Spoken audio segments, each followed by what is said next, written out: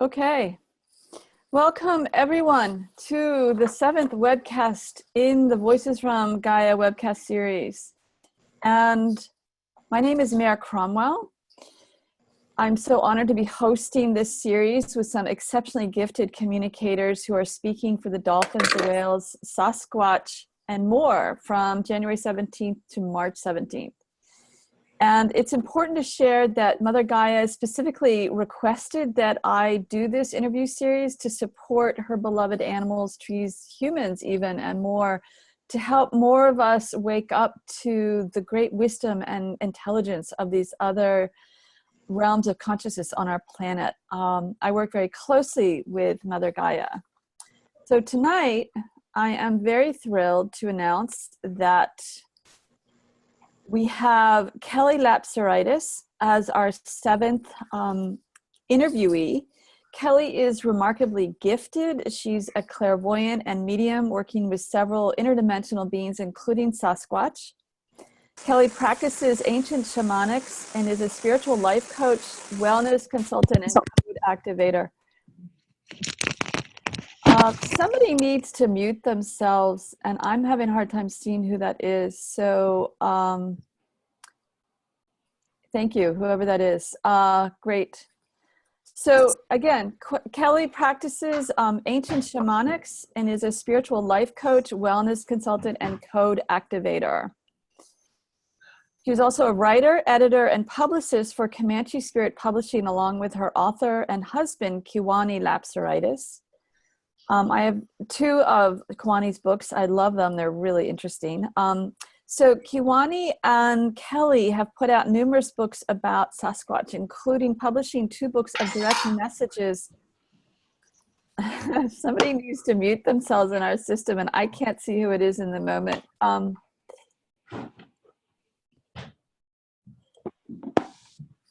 Anyway, so Kelly and Kiwani have put out numerous books about Sasquatch, including 2 books of direct messages from a Sasquatch elder named Camus, which were channeled by a very gifted man named Sunbow. Kelly is also channeling and writing her own book of wisdom and messages from Sasquatch and the Star Elders, and is a main contributor for the Sasquatch Message to Humanity books 3 and 4. She's also a healer and an autism acceptance advocate, and shares the knowledge, techniques, and health information that she has discovered through her own research, and also through foresight given to her through her own awesome autistic son. So Kelly and her husband also organized the annual Psychic Sasquatch. It was Michaela who called. I know, and I'm trying to find out what it is. Elizabeth, you're not muted and I can't mute you. So if you can hear me, if you guys could be quiet in the background, bear with me here. But for some reason, our system is not muting you. Anyway, so Kelly and her husband organized the annual Psychic. I don't know. I'll go in the other room. They organized the annual Psychic Sasquatch Spiritual Conference in late August to learn about Sasquatch and to share some of Sasquatch's wisdom. That's a wonderful joke. I am so sorry, guys. I can't mute this background noise. I love it. To find out more about Kelly and their work, please go to her website, psychicsasquatch.com. So I'm going to open this up. And those of you who are sending messages, sorry about the background noise. I'm having a hard time for some reason muting everyone. So Kelly, please will you introduce yourself a little bit more? Share whatever more you'd like to share. Sure thing. Well, first of all, thank you so much for inviting me on here. It's a real honor, and the Sasquatch are really excited about it too, and I feel that they are joining in on this webcast. I can feel their energy all around, so they're excited to be connecting with everybody through this way. Yeah, I can feel them too. It's really, it's so beautiful. It is. It is. So, yes, I've been into this for a few years. In the last couple years, is since I met Sumbo, and he was transcribing and writing out the Sasquatch message to humanity. And that's at the time that the Sasquatch led me to connect with him, so that it's, really been a great snowball event kind of from there, where everybody's just finding their way to these messages and connecting with one another. Since I was a child, I've been intuitive and real sensitive, and communicated with animals and things when I was much younger. And then at some point in my life, probably around age 7 or 8, I just kind of flipped the switch and turned it off, due to criticism, or adults telling you that that's not possible and to stop making things up, and the regular kind of things that adults might say. And so at some point when I was younger, I just kind of forgot about it and lost touch with that deeper connection with earth and with animals and things. And then as I was around age 17, I started to come back around to realize that there was more going on. But it wasn't really until I was pregnant at age 30 that I really started to wake up and realize, just that I'd been missing out, that I left spirit out of my life. And I knew that it was trying to connect with me, because I was just receiving all these downloads of information and having all of these dreams. And also being pregnant for the first time in my life, there's all kinds of changes throughout your body, and that maternal instinct kicks in. And that's when I realized, hey, somehow I fell off the path that I was on. And I started researching my ancestry at that time, and realized that I had Native American Cherokee ancestry, and a blood background and everything, even though it wasn't well documented. And that's what kind of led me to really start exploring my spirituality and practicing shamanics. I started attending powwows. I started hanging out with the elders that were in my area and just learning more. I had such an interest in it. And I spent a lot of time in the woods. And it was around that time, in 2012-ish, when the Sasquatch became really known to me once again. It came back to me, just flooded back, and I remembered that I knew them as a child, and that I was connected with them, and that I used to communicate with them telepathically, but I didn't realize what any of that meant. And so it all kind of came flooded back to me. I spent more time in the woods so that they could connect. And then I was led to, even though I didn't have a full understanding still of what was going on, I didn't know that the Sasquatch were interdimensional and psychic. I just knew what I was experiencing. And then somebody said, hey, you need to check out this guy's books, Kelly Lapseritis. I was like, okay, I'll check it out sometime. I wasn't really anxious to go and purchase some books at that time, but I wrote down his name, and then over the next week or two, that little piece of paper with his name on it kept popping up everywhere. It'd be on the dresser, it would be on the floor, it would be in my purse, on the kitchen counter, and I'm like, wait. So then I realized, okay, this is a sign. I need to look this up. So I did. I was fascinated by, what I had read just about the bibliography about the book, and knew that, okay, this is something that I really want to learn. I'm going to purchase these. So I bought them. I received them, and I intended actually to give them as a gift. You weren't going to even keep them.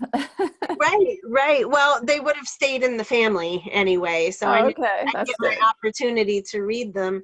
But as soon as I got them, I just was receiving all this, just read it now. And I couldn't resist just cracking it open. I couldn't put the book down. And it really inspired all of these memories. It really helped me realize who I was and my connection. And there was still so much to learn. but I knew that the Sasquatch were a major part of my life, even though So I let me didn't ask you a question. understand it. Yes. Where did you grow up that you were experiencing the Sasquatch as a child, a young child? In Florida, in South Florida. And so there are what they call like the skunk apes that are in that area, but I wasn't experiencing them so much physically when I was a child. It was more of an impression, the energy that I felt. I would spend a lot of time outside and I would feel that I was being watched and that I was being protected, and I could feel that it was something enormous and something that wasn't quite man, but it felt like a great protector. And so I really didn't feel any fear or worry. I just knew I was being watched over. Oh, interesting. Yeah. So then you discovered these books and started reading them. And so go ahead. I did. And it's really quite amazing. So before I even really got much into the book, I had read maybe a chapter or maybe just kind of skimmed through it. And I noticed Kiwoni's contact information in the back of the book. And before I knew it, I was dialing his number and I've got the phone to my ear and I'm like, what am I doing? I don't even know why I'm calling him, you know? And so I started to leave him a message, which I spoke into his machine for probably a minute, you know, thinking, well, he's not there. And then he heard enough and he picked up the phone and said hello, and it scared me so much that I hung up on him. And but he called me back. Yes, he called me back, thank goodness. And that's history from there. You know, he kind of interviewed me to be sure that I was genuine, you know, somebody that wasn't just trying to, he gets a lot of crank calls, you know. Oh yeah. And unfortunately. Yes, unfortunately, not so much anymore, but at that time he did. And so he became a great mentor to me, and really helped me put this into perspective. And he taught me how I could connect with the Sasquatch on a deeper, more meaningful level. Like I was aware of their presence, but I didn't really know how to fully connect with them. So he advised me to, because he is so connected with them, all of the Sasquatch consciousness is aware of who he is and the work that he does, and you know, how he supports them by telling the truth about them.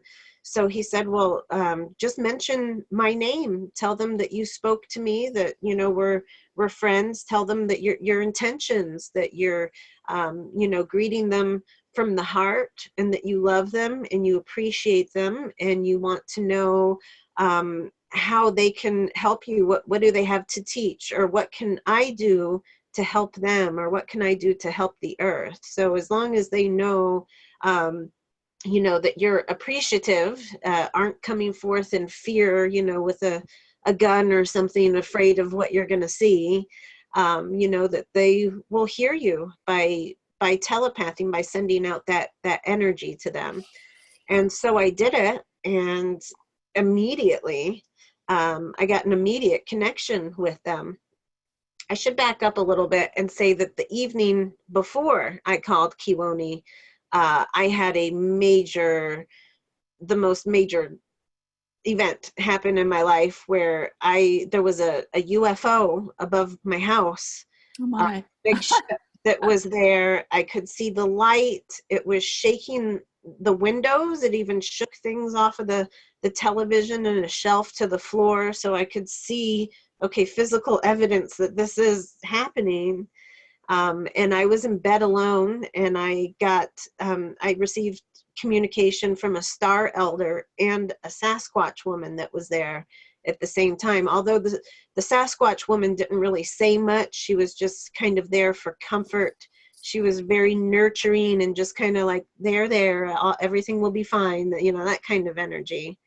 And so you saw them. You saw the star elder and you saw the Sasquatch woman. I did. It was through my mind's eye, but I could still see every detail of them. So it was very confusing for me at the time. I was like, what exactly am I experiencing here? Because I could see their face. I could hear their voices.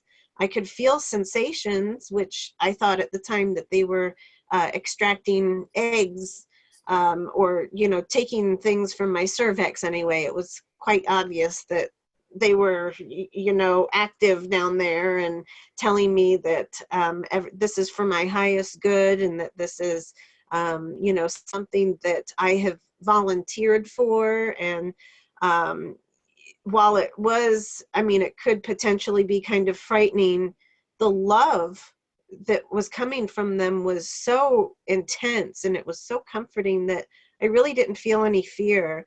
So it was really a mix of different emotions, kind of, what am I experiencing? Why? Who are these beings? What's going to happen to me?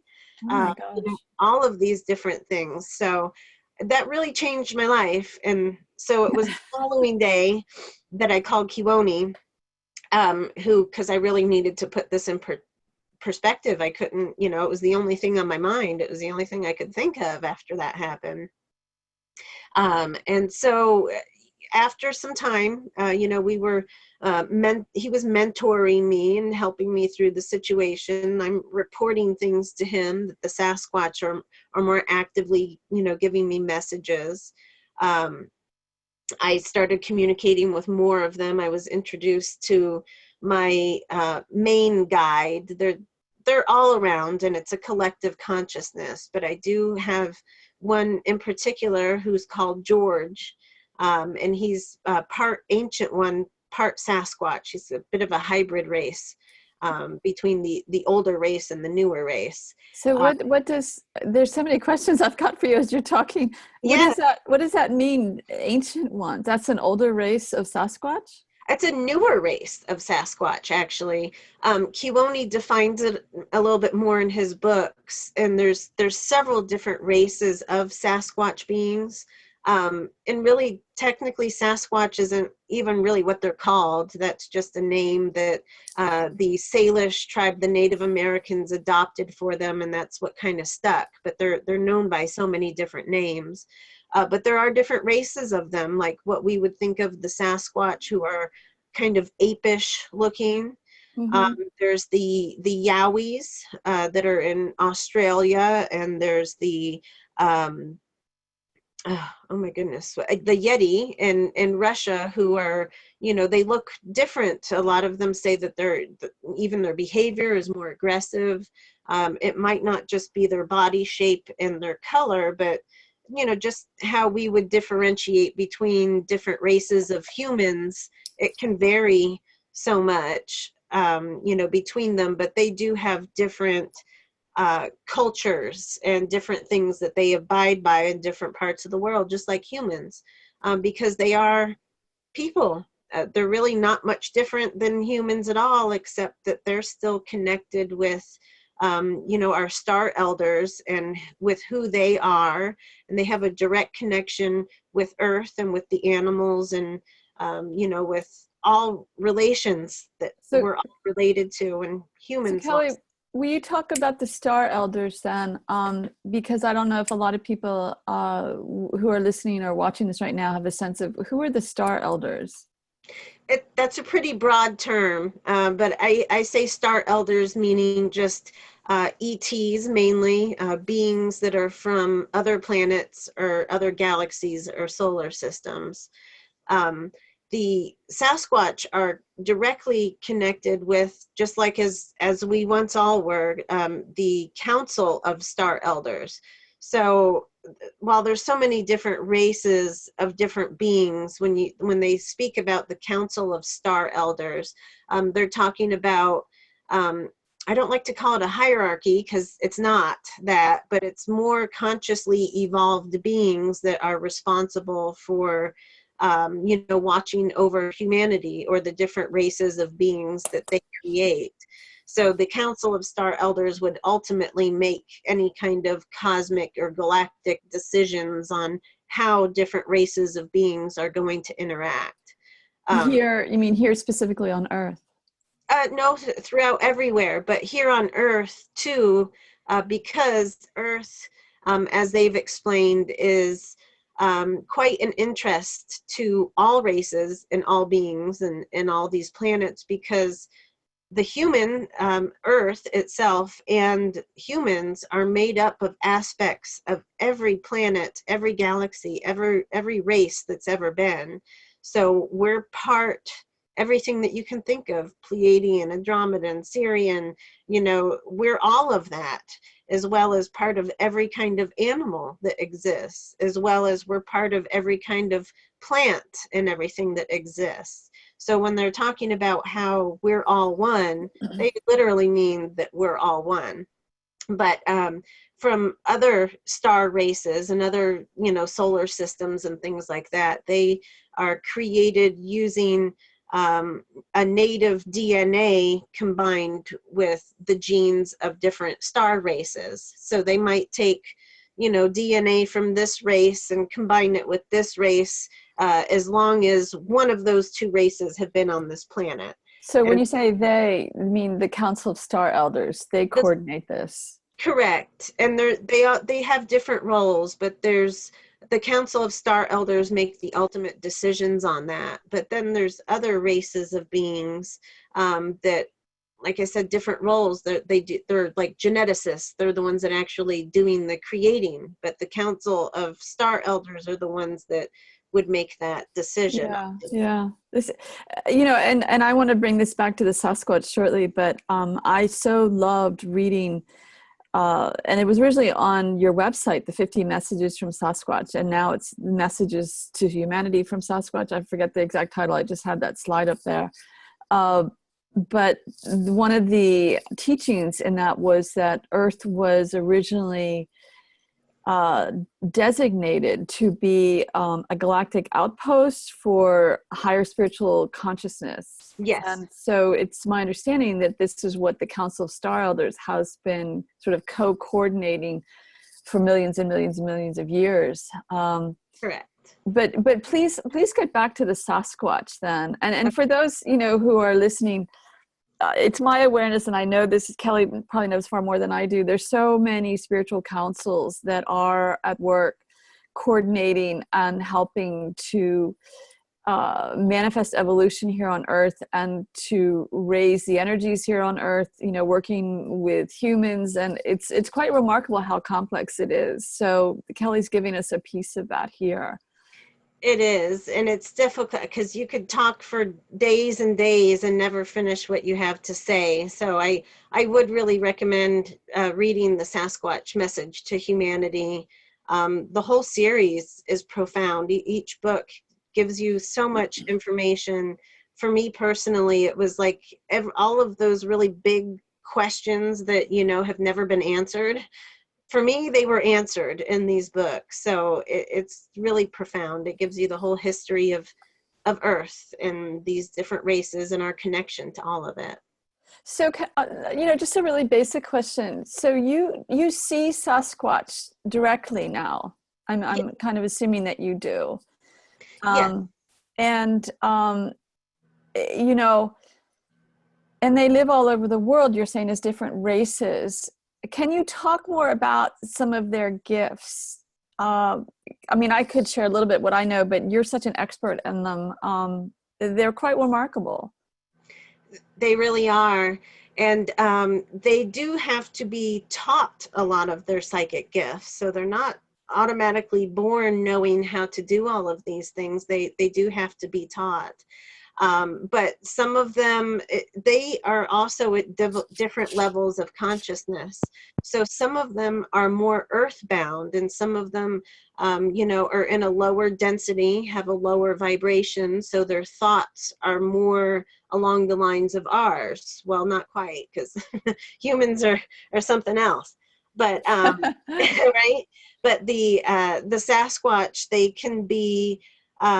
Just like us, they have karmas that they need to heal, and they have different experiences and things that form and shape their reality. So in the past, you know, humans have really done a lot of destruction and devastation to them and to their homes and the forests, and, you know, we've covered up their whole existence and everything like that. So some of them that are at a lower vibration, they might just completely avoid humans, or they might do something to try to scare them out of their area or something like that. And then there's the more evolved, I mean, it's, like I said, it's several different levels, but the ones that are of a higher consciousness, they're here to really help guide us to remember who we are and to teach us lessons about, you know, how to connect with our inner selves, how to connect with nature, and what they, I mean, really want us to understand, well, several different things. First of all, how to be compassionate, to not have any fear, to love unconditionally, and to stop what we're doing to the planet, what we're doing to ourselves and each other. You know, I mean, as everybody can see, there's this whole idea of separatism with everything, you know, male, female, political parties, religions, you know, everything is, you're either this or that or this or that, you know, and they want us to realize that, no, we're all one, we're all human, we're all children of this planet, we're all here to work together.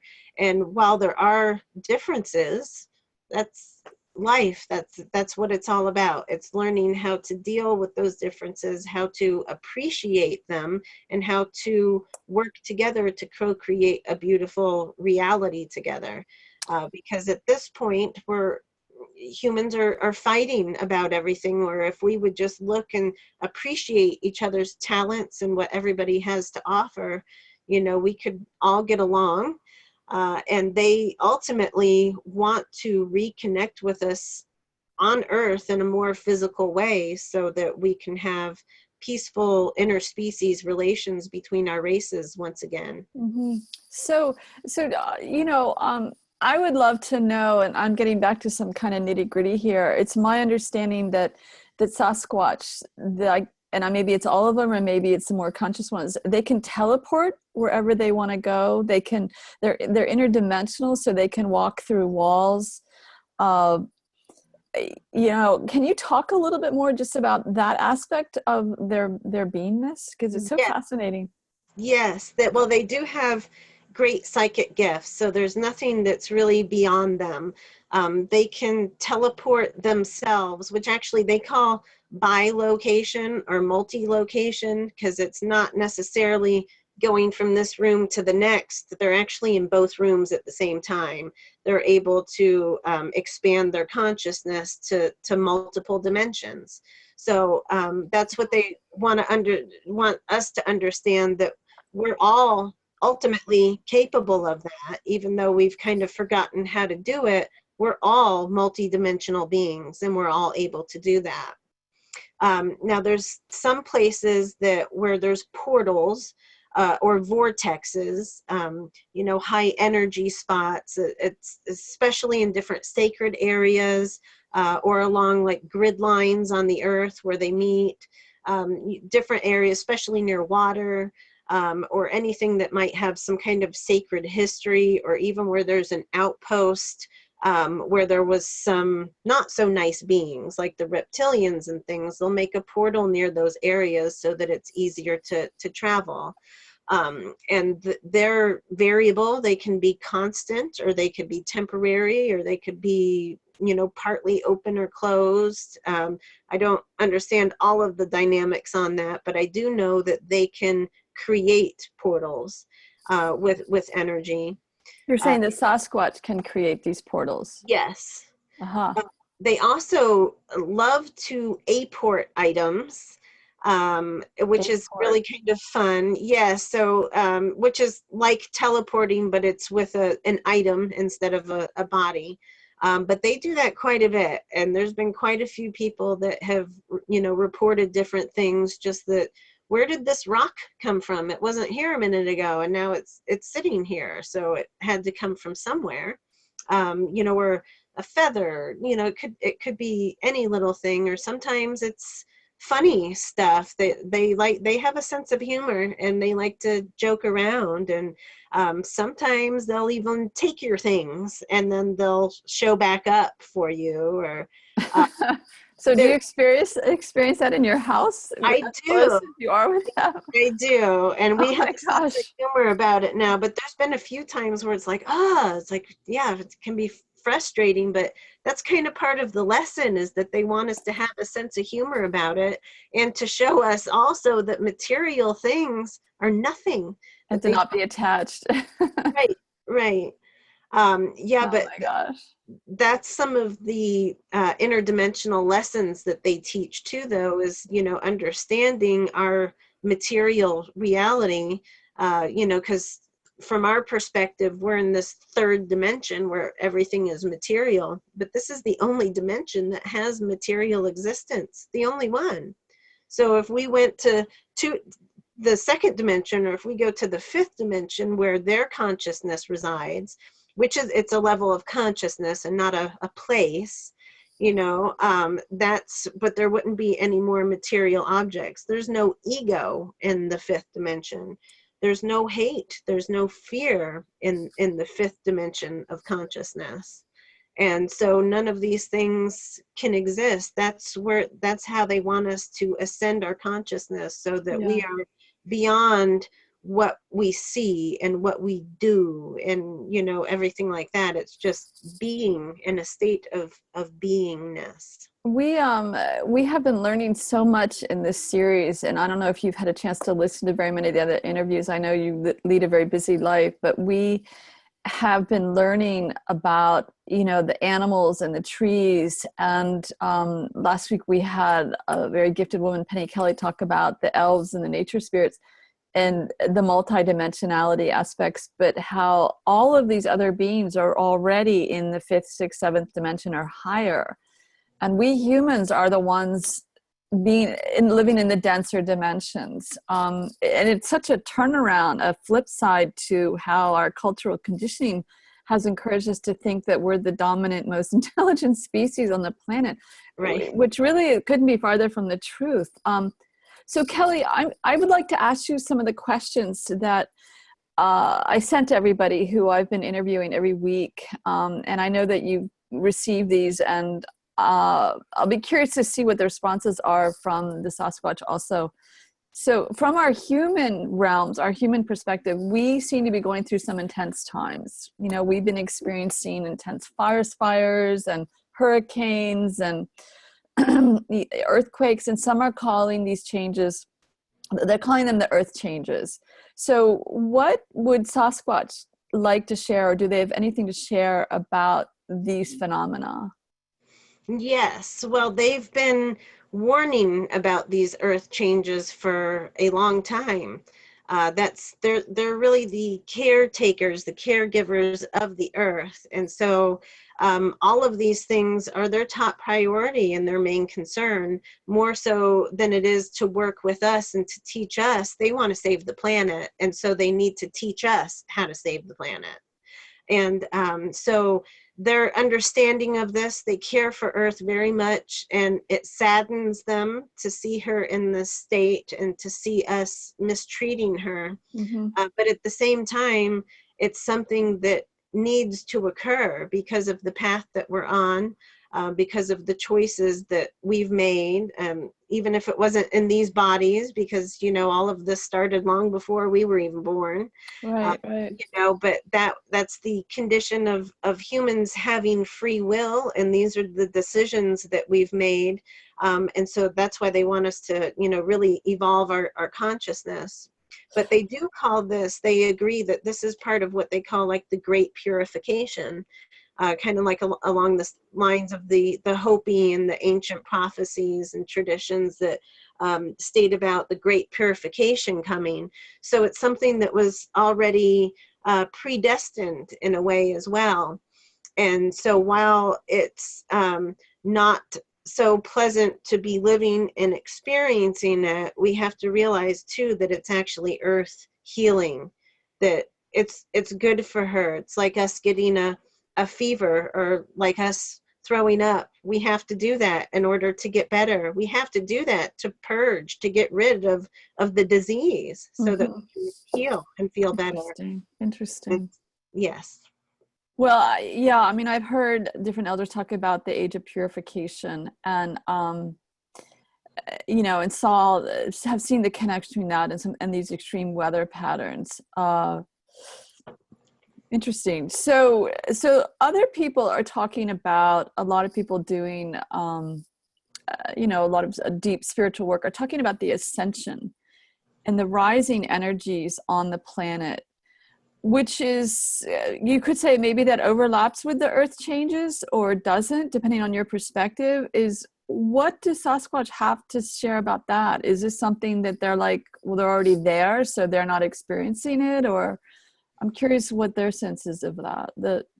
They're experiencing it with Earth. It's Earth that's ascending. And so we're all ascending with her.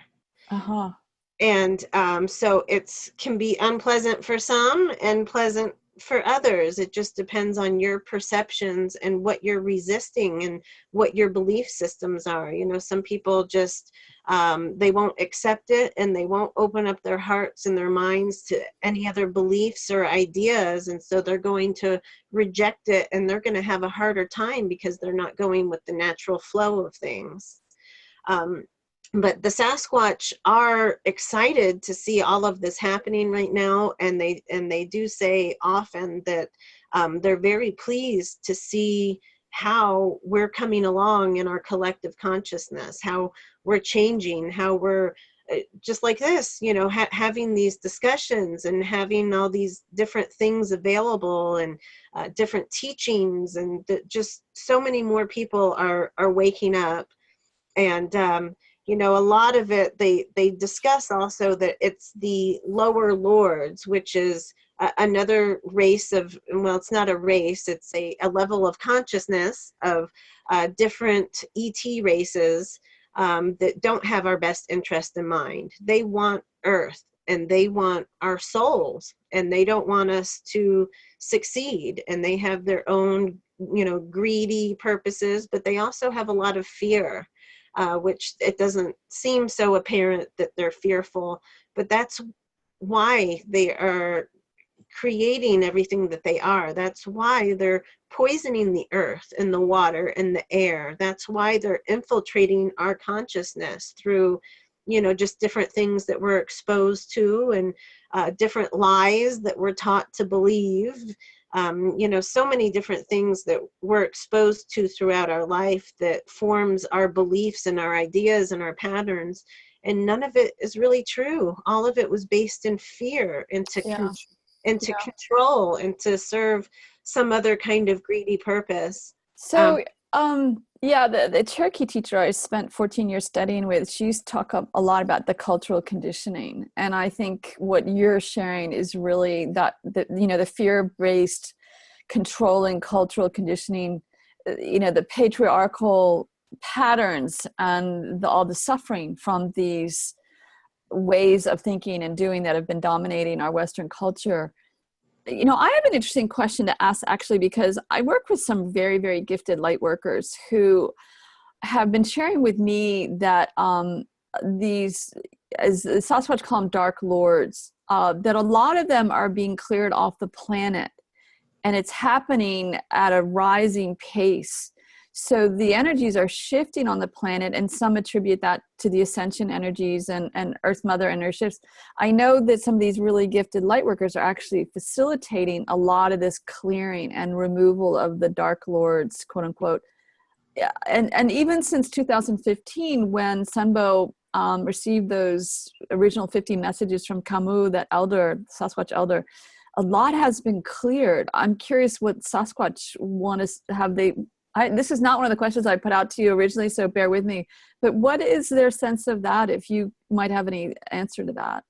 Yes, well, it's all, it all plays a role and a part in it. So Ascension is what we're going through right now. It's the shift and the change in our consciousness to a higher dimension, so that humans' collective consciousness altogether is beginning to really understand how we're connected and how we all affect one another. And so the Earth is also going through changes. She moves, and she's moving through what they call like the photon belt, and it causes, you know, different changes and disruptions and things to happen on Earth, and that shifts lots of different energies. And so while we are ascending, while Earth is ascending, we raise our vibration so that we are in a higher density, and these lower lords are at a much lower density, a lower vibration, so they simply just cannot reside here anymore. We're raising the vibration so high that they can't be here anymore. They can't exist, but they sure are going to try. They're doing everything that they can to, you know, hold on to that last little bit, which is why we're seeing so many crazy things happening in the world right now. It's energetically, it's not so much, you know, to blame this being and that being, but the energetics and the collective consciousness of it. We're really seeing that great divide between the light and the dark. The dark are doing everything that they can to stop the light and to put out these lies and to send out all these fearful situations. They're doing desperate things like the things that we're seeing in the world now, you know, with the school shootings and, you know, all of these things. It's not like that's never happened before, but it is happening again at a very alarming rate. And the lower lords, the darker forces, are directly responsible for that. Mm-hmm. Of course, humans have free will, still the person's choice to go in and do that, but really they are so brainwashed, they are so taken over by these dark forces, which can enter very easily, and it can enter through your computer screen. You know, which is another reason that we're told we need to protect ourselves very well. But it's we attract what we're putting out there, and so, you know, just the violent video games, or the ideas of, you know, we're treating people differently than we used to, just so many different changes. All of that plays a role in the dark forces efforts to do this. And even the Earth changes, you know, like we know about HARP and the chemtrails, and even the forest fires. That's not a coincidence. They are all deliberate. Yeah, I remember reading about that. It's pretty disturbing. And then I was also reading about how researchers are realizing that, for instance, in Australia, birds can help to start fires to promote better feeding for them. They carry burning twigs and pieces of, you know, plant material. It's pretty interesting, some of the things that go on. But I know that a lot of the fires have been started intentionally to basically, you know, impact the Sasquatch populations within those forest regions, which is really sad. It's really awful. And to impact just, you know, humans too, and their reliance on the government for this and that. You know, it's to cause chaos and separation and fear, mainly fear. Yeah, and the good news is that a lot of us are learning to transcend that fear. Exactly. So, you know, with the fact that we're living during these times of purification, as the prophecies say, and the Sasquatch definitely perceive, you were talking earlier, just a brief moment ago, about, you know, how they would love to see us and are eager to see us be more compassionate, to wake up, to grow spiritually, to shift into our higher dimensional selves. Are there any other teachings, awarenesses that they feel are really critical for us to have at this time that, you know, you could share here now during the interview? And please, everyone, do check out these books that that Kelly and Kiwani have put out and helped to publish for Sunbow too. These messages from Sasquatch are so powerful. But what could you share tonight specifically that would be pretty potent for us to hear? Yes, well, they share many different tools and techniques and different things that we can do, because it's really everybody's on their own path and their own journey, and they're going to find different things to help them.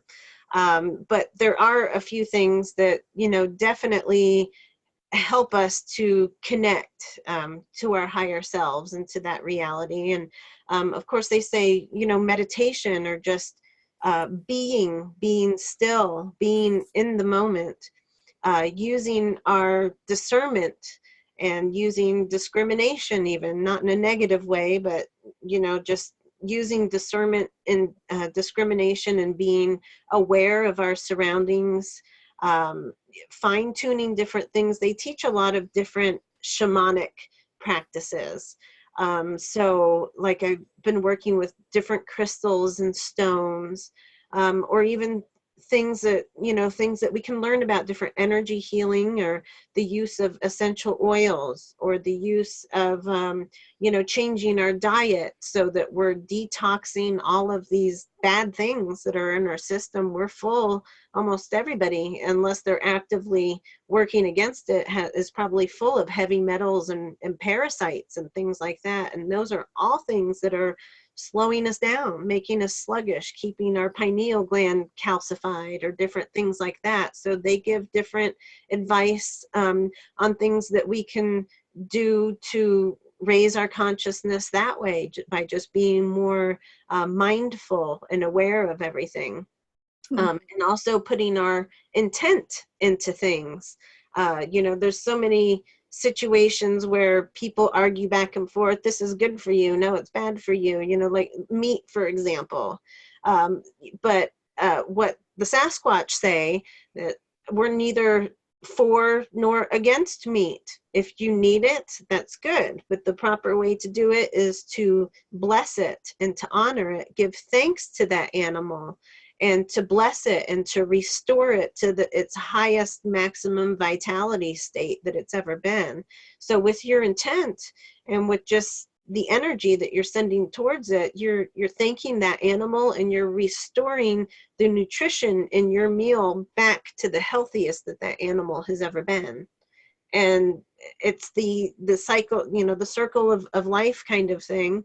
A lot of people might argue that the animal has feelings, and they're fearful. When you eat that animal, you're ingesting that fear and things, and that there is truth to all of that. But if you really truly bless your food and intend for it to be healthy, intend the righteousness of that, and thank it. They came here to serve a purpose. They came here to feed you. You're thankful for that, and in turn you're going to do this. So it's a give and take. It's like that in every lifetime and throughout our lifetime. We're givers and our takers, but it all balances out. Yeah. So to transmute the energy in the food by praying over it and blessing it. Yes. Yeah, that's a really good reminder. So what can we do? I'm sorry. Oh, and with our water. Water, everything. Yeah, no, that's very true. So these are ways that we can actually live at a higher vibrational level, which is obviously important for Sasquatch. Right. What can we do? Is there anything we can do specifically for them? Be yourself. That's the best thing I can say. Anything that you can do to help the planet and to help heal yourself. Explore what it is that you might be diseased, not diseased, but whatever might be affecting you karmically, whether, it could be an imbalance of mind, body, spirit, whatever it might be. Maybe you're not following your truth. Maybe you're in a relationship that you're not happy in. Maybe you're in a career that you're not happy in.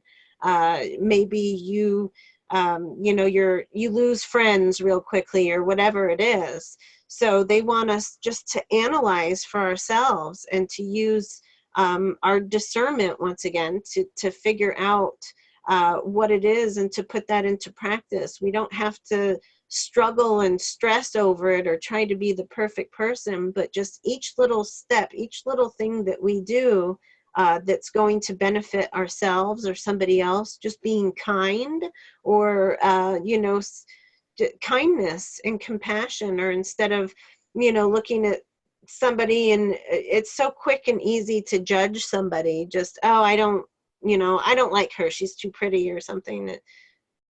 Grab a hold of that thought and don't, then you say, well, wait a second, why am I reacting that way? And really, it's all going to go back to some kind of ego fear situation, if that's your thought. So instead, and like I said, it takes practice, but instead of thinking, oh yeah, she's too pretty, so I don't like her, instead say, you know what, you are so pretty and you're such a nice and kind person. It sounds simple, but that's how we really start to connect with one another, because we've been taught that basically to take care of ourselves, we have to, just maintain this idea and this priority for ourselves, and that nobody, better than you kind of thing, or different classes, or different things like that. And they're teaching us to really set that aside, all the judgments, all of the labels, and all of those things, and just appreciate one another, be compassionate, show unconditional love. Yeah. Another big thing that they say a lot too, which goes along the lines of all this, but having our perceptions, is they say that you can't change the whole world. There's so many people that are activists, they want to do this and that and make a big impact on everything, but really it's the one-on-one relationships. It's our relationship with self, it's our relationship with nature, it's our relationship with family, and that's what we need to grow and work on. That's how we need to change our perceptions, because they say that once you can't change the world, but if you change yourself, the world around you will change. You're changing the world. Yeah. One of the things I remember, and it's a quote from the first collection of messages that Sunbo got from Camus, the Sasquatch elder, was the call to reconnect with the soul of Earth Mother. Yeah. And this, but most people here in listening to this interview, watching this interview, don't know this, but the Sasquatch came to visit me when I was writing the Great Mother Bible.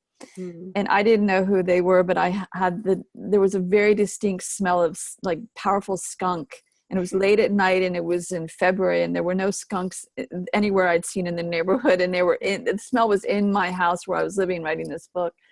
And it freaked me out, and I didn't realize what an honor it was that they came to visit me. And I got my smudge ball out, and I could feel it was something on the spirit planes. So I tried to clear it out, whatever it was, I didn't know. And I called the elder, the Shoshone elder that I was working with closely at the time, and he started laughing. He says, that was Sasquatch.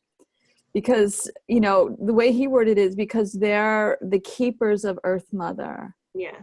And I would love to, I know you're going to get into, I think it's a meditation, you're going to guide us through some questions, but, will you talk more about how Sasquatch refers to themselves as our elder brothers? I think that is such an interesting thing for us to be aware of. Yes. Yeah, they are our cosmic elder brothers, basically. They are 99% human. To go back to the ancient one and the Sasquatch, the race of ancient ones have more of the human DNA or the characteristics. So the ancient ones compared to the Sasquatch are more human looking, like their head would be rounder, their arms would be more proportionate, and their faces look very human, oftentimes with no hair, whereas the Sasquatch oftentimes look more, apish. So yes, I'm sorry, what was the question? Oh, the elder brothers. Yes, elder brothers. Okay, so they said that initially here on Earth, it was pretty much primarily a water planet. So there were several different races of beings that were here on Earth and evolving and ascending before us. So there were the mer people, like the fish people. There were the ant people and the lizard people and the bird people. And the Sasquatch were the first mammal people that were seated here on Earth. And they resided in the area of Lemuria. And they were created, they said, with part DNA from different star races, primarily Pleiadian, but they were already kind of hybrid. And then a native species that was here on Earth at the time, which was a giant lemur. So they're part giant lemur, but they are mammal, and they had some of the DNA that we have. And they were here, it was 200 million years ago that they were seated here. Did they precede the dolphins and the whales then? Because they're mammals also. They were before the dolphins and the whales? I don't know that. I don't know. I'll have to inquire about that. Yeah. As far as what I know, they were speaking of just more aquatic, and then, you know, like the beasts kind of thing. But so after a long evolution, after like 50 million years after the Sasquatch were here, is when the humans were created. And so we were created using the DNA of the Sasquatch. And so we're 99% Sasquatch. Even though they avoid us, we can mate with them and, you know, have children together and everything. Wow, it's fascinating. So I'm looking at the time, and I would love to invite you to guide us through, was it questions or a meditation? Refresh my memory. I remember we talked about this before the interview. Yes, it's a meditation, or actually it's a credo is what it's called. And this was, here it is, it was given by the Sasquatch to a gentleman named Seth in Florida. And this is going to be included in the third book as well. But there's a clearing protocol here to help clear ourselves. The credo, let's see, I'll skip around a little because I know we've got 15 minutes, right? Yeah, I need to have the last like 2 or 3 minutes for introducing next week. So just FYI. Okay. And let's see. Okay, I'll start with this page here. So this is an essential clearing to make it this time of the shift. I'm going to put this here. Can you see me okay? Yep. Because I blocked it. Okay. An essential clearing to make it this time to shift a paradigm within yourself and beyond. You can say, I intend that all of my destructive living agreements that I have ever made with myself or anything else to be null and void now, and anyone or anything that continues to align with destructive living to leave my entirety now and never return, and that all the damage be 100% healed and integrated to align myself 100% with constructive life, this or something greater. So I'm just gonna say also that the Sasquatch, especially in the last two books, the Sasquatch Message to Humanity 1 and 2, where they really emphasize that we need to learn our interdimensional nature, that there is no past, there is no present, there's no time. And because that's all linear thinking, that's all here in the 3D. And so since there's really no space, there's no time, and there's no material, that's what they want us to understand, that we are completely limitless. Although we're stuck here in the 3D plane, so it's really hard for us to grasp onto that sometime. But that's why they're here, to help us guide this, and to help us clear and to understand that. And I'd just like to say too that they're very willing to communicate with us in the dream state. We know that it's easy to say, oh, I don't have fear and I would love to meet a Sasquatch and everything like that. But if one walked into the room right now, that you'd probably be a little scared, It'd be a little different. Right. So they can, feel that, and they know that through our subconscious is the best way to really connect with us. So we can just ask them, just telepath or just say it out loud. Let them know that you'd really like to connect with them in the dream state, and that you'd like to learn from them or study from them, or you'd like their assistance in your ascension process, or to teach you how to be a better person, or how to heal the earth, or whatever it is that you want to say. Just ask for their help. And a lot of people have been dreaming about them a lot lately. So, So anyone listening here tonight, know that this is possible for every single one of us to ask for their support on an individual basis. Yes, they're great shamans. And, like I said, too, they are our elder brothers. And that's the way to kind of look at them, just kind of like how an older brother would protect their little sister. That's exactly their role. And that's what they're doing here. They're kind of holding our hand and guiding us through as best as they can. That's beautiful. Yeah, I mean, I feel their energy. I feel that. They have so much love, you know. Do. Yeah, they do. So did you want to share something else there? Yes. So this is the credo that the Sasquatch gave to Seth to do. And this is called The Time Is Now. There's two parts to this. Actually, let me see. Okay, there's a lot here to read, so I'm going to skip some of it, because this can also be read online. And yeah, I'm thinking that maybe you could share that in the Facebook group. Yes. And for those who aren't in the Facebook group, if you want to send that to me, I could add it to the email that goes out with the link from this interview tomorrow. Okay. Yes, I can include that to see the whole thing, but I will do the intentions that we can do now, and then I'll send the whole thing so that everybody can share it, and I'll post it in the group. Yeah. So the following intentions, you can say mentally or audibly, slowly and meaningfully. So allow for a few seconds to experience the backflow return from this intention or command that you state. And this helps you to gauge, feel, and hold the alignments that manifest energetically from your command as you go throughout your day. Once you're immersed in these energies, you can think and physically create solutions to issues and manifest a new life for yourself and others.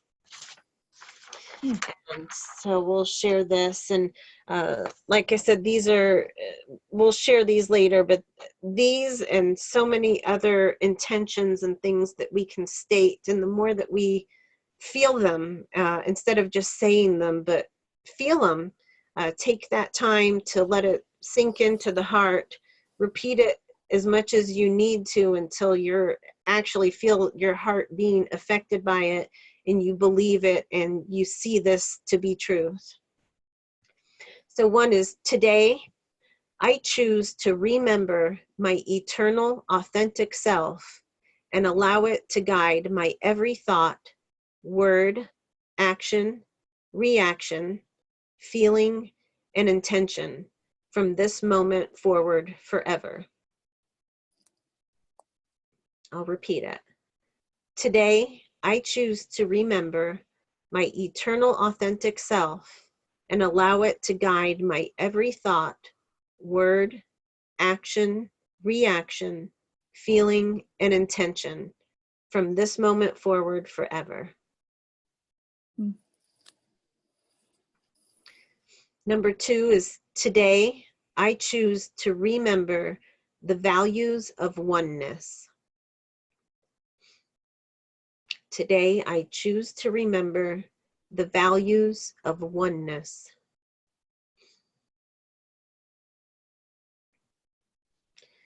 Today, I choose to remember perpetual forgiveness to bridge the gap between myself and others.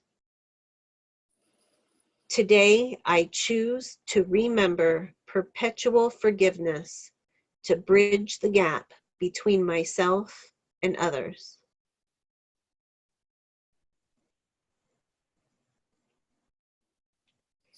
Today, I choose to remember joy and create from it.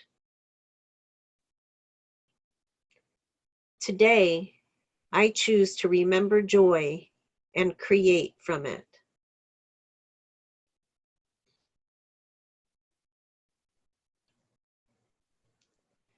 Today, I choose to release the grip of fear and victim and remember sovereignty. Today, I choose to release the grip of fear and victim and remember sovereignty.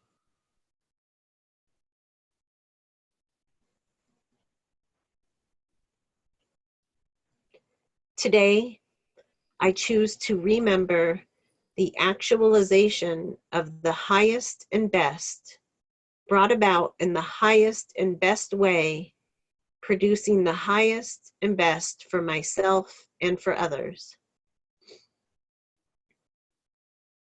Today, I choose to remember the actualization of the highest and best, brought about in the highest and best way, producing the highest and best for myself and for others.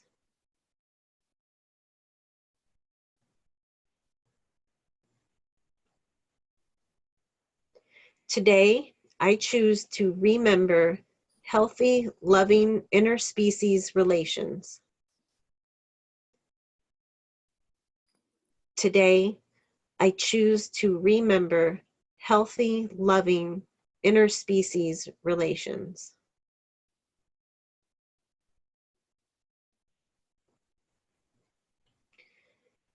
Today is what I make it, and I choose to create the highest and best for all.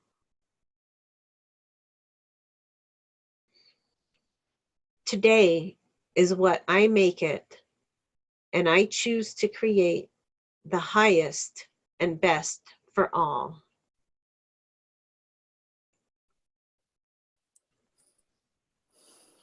It says now also to hold this alignment as you go throughout your day. Do your best to deepen the feeling of each part of this credo.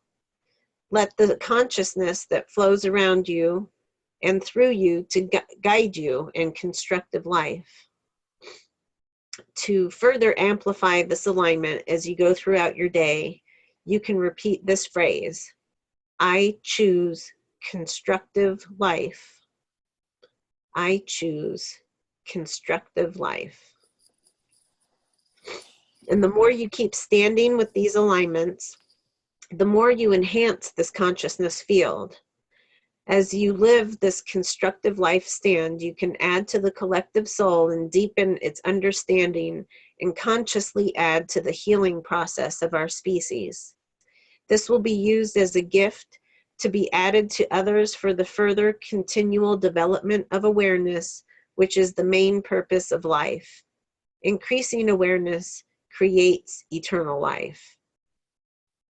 And finally, the ancient ones say, these words are alive, let them enliven you. Oftentimes when I am speaking about them or, reading something directly that they've quoted, a lot of people can say, wow, I can feel all these activation codes coming out and things like that. And that's the intention behind these messages. So we can, technically choose any words that we want to, whatever, you might say command instead of intend, or, you could use different words that feel more comfortable to you. But there's certain words and certain things that we say that are in direct alignment and with a higher vibration with these things. So this particular credo is a good one to follow. And then in the third book right now, there's a few chapters where they also outline several different things that we can do and say and practice to help align with that. But they do, that one is more kind of coming from your free will, coming from your imagination. Now picture what it is that you, perceive that you have a problem in, so that you can work to correct it that way. Mhm. So it's a lot of healing and energy work. Yeah, yeah. They teach. I have to say, as you were reading those, the energy was shifting in my space here. And it was fascinating because a part of me felt like there was a council of Sasquatch surrounding me, supporting my taking these words in. Yes.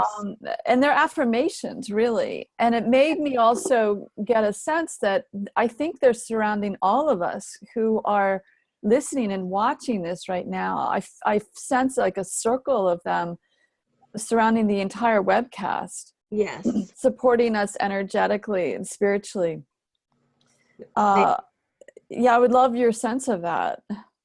They are. Well, they told me beforehand that they would be joining in on this, so I knew that at least I would be able to sense them, since I'm sensitive to that. But they're most definitely here, and I feel their confirmations of joy and everything, just that we're discussing this, that it's, reaching more people that may not have been aware of all of this, and that it's all people who are prime candidates for connecting with them and, teaching these things. Because it doesn't, we don't have to say that it's all coming from Sasquatch. It's coming from soul, it's coming from heart, it's coming from who we are. Mm-hmm.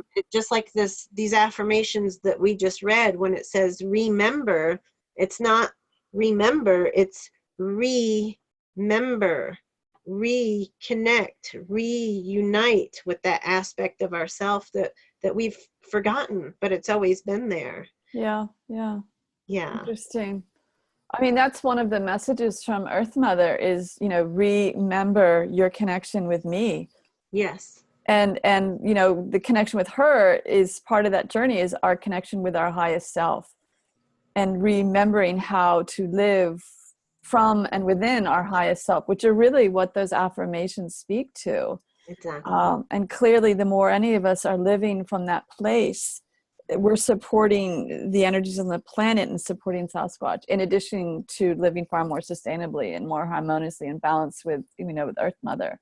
Right. But wow, thank you for that. Yes. Please send those to me, and I will post them, or you can post them actually in the Facebook group, because I know you've popped in there. You go in there, and I really encourage everyone who's in the Facebook group to have questions, post them there. I have a sense, Kelly, that you would be happy to go in and respond to people, which would be wonderful. But there are those who are not on Facebook. And so I'd like to send these out to those who aren't, via the messages, the emails that go out with the links from the webcast. So we have just another minute. These go by so fast, these interviews. They're so amazing.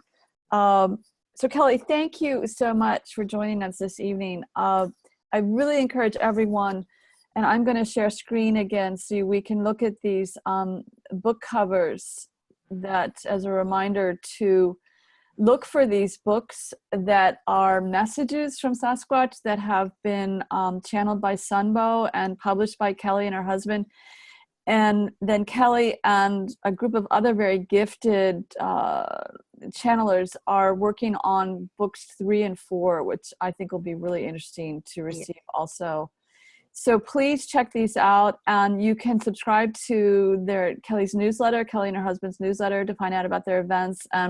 If any of you are interested, please attend this event in late August. I guess it's the last day of August 31st through September 2nd. Yes. Yeah. So it's Labor Day weekend. It's a full 3 days, and it's going to be great. Yeah. And that's near where you live in, it's Eastern Washington State. My apologies. I wrote Western there. It's Eastern Washington State.